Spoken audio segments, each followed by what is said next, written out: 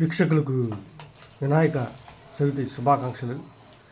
మరి వాళ్ళ ఆదిదేవుడు గణపతి ఏ పూజలు అయినా కానీ ముందు ఆయన పూజలు అందుకోవాలని శివుడి చేత వరం పొందాడు, ఆయన దేవదేవుడి చేత.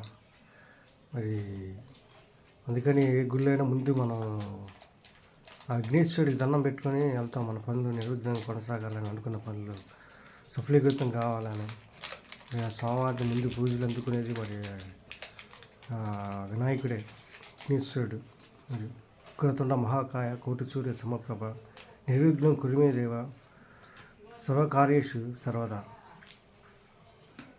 శుక్లాం వరదనం విష్ణు శశివర్ణం చతుర్భుజం ప్రసన్న వదనం ధ్యాయే సర్వవిఘ్నోప శాంతయే అగజ ఆనన పద్మార్థం గజానన మహార్నిశం అనేకదంతం భక్తానం ఏకదంతం ఉపాస్మహే.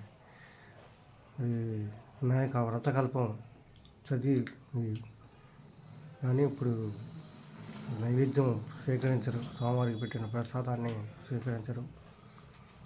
అది 9 రోజులు చేయాలి పండగ. గ్రహణం వచ్చింది కాబట్టి అది గమనంలో పెట్టుకోండి, లేదంటే అనర్థాలు ముప్పులు వాటికి ప్రమాదం ఉంది.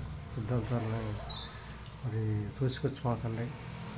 అలాగే ఆగమ శాస్త్రం ప్రకారం మన గుళ్ళు దేవాలయాలు కానీ మరి అన్నీ కూడా ఆగమ శాస్త్రం ప్రకారం నడుచుకుంటూ ఉంటాయి. మరి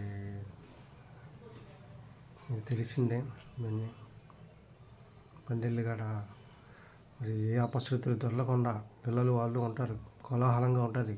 డీజే సౌండ్లు, పెద్ద పెద్ద సౌండ్లు పెట్టుకొని 4 రోడ్ల గోడలో మరి మీరు ఎక్కువ కోలాటం రకరకాల నృత్యాలు చేస్తూ మరి నూతన విషాదం కాకూడదు. అది నేను చూస్తాను. భక్తులారా, సంతోషంగా పండగ జరుపుకోండి. ఆ దేవదేవుడి వినాయకుడు విఘ్నేశ్వరుడు ఆదిదేవుడు ఆశీస్సులు మరి అందరికీ ఉండాలని కోరుకుంటూ మరి సెలవు. Thank you.